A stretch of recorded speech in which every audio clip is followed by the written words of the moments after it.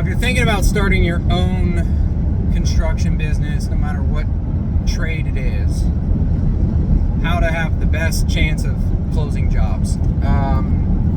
So from my experience, my opinion, I would say, again, my experience is answer your phone or return calls as quick as you can when you're first starting out.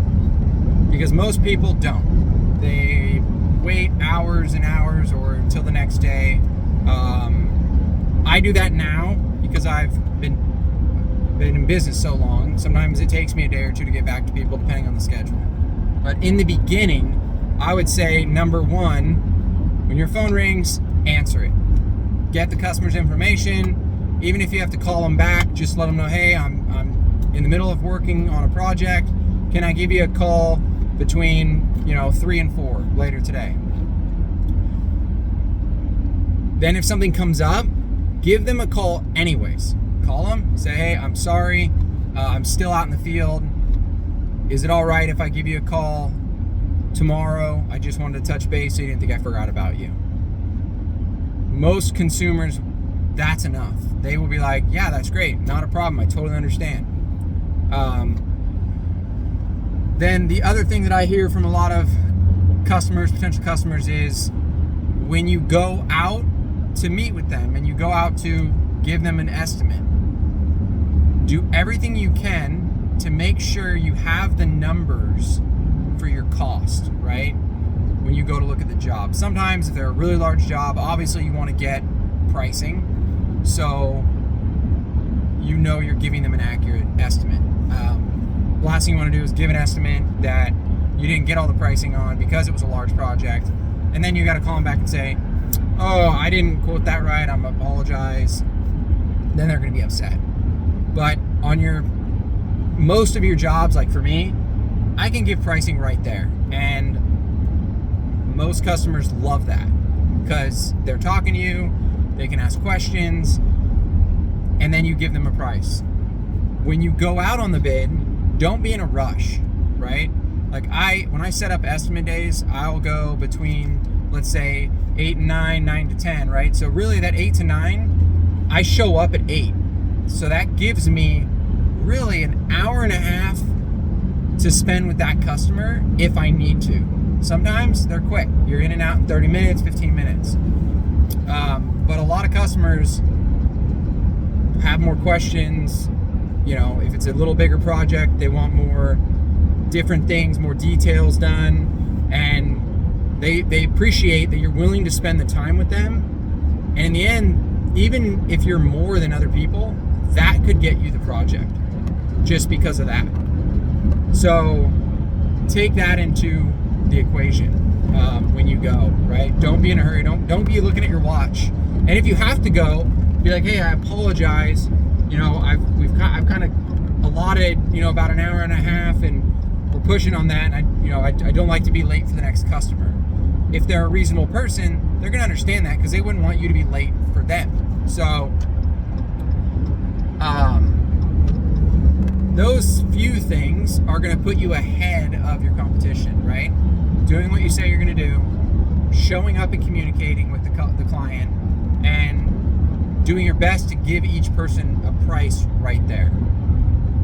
I would also say a lot of people are going to call, and some people say don't to do this. I've always done this, where people will call you up and they're like, hey, I'm looking for this, and I have no idea what it's going to cost. I'm really just looking for a price. Nobody will give me a price, just like a rough idea on the phone. Try to get some information. Tell them that, right? Like, let me ask you a few questions and see if I can get enough information to give you at least a range, right?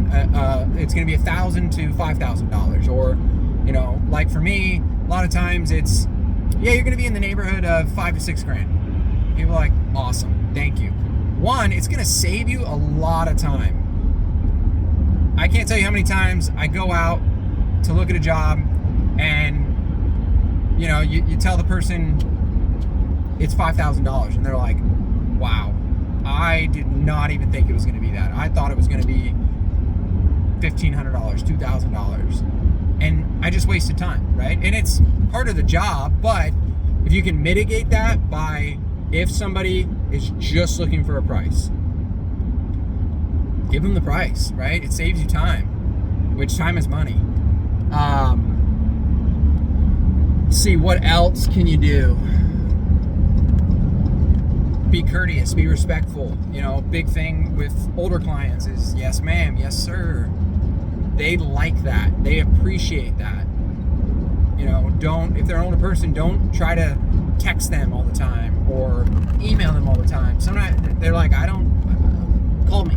Pick up the phone and call them. You know, a lot of people do everything through text, everything through email, and I get it, that's the way technology is going, but a lot of people prefer a phone call, right? I mean, we were supposed to finish up something today, and things happened. I could have sent the lady a text, but instead I called her, and I just said, hey, we had a few hiccups, we'll be there tomorrow, it'll be done by 10, 12 o'clock. Oh, no problem, don't worry about it, thank you for calling me, and not sending me a text. That's what she said.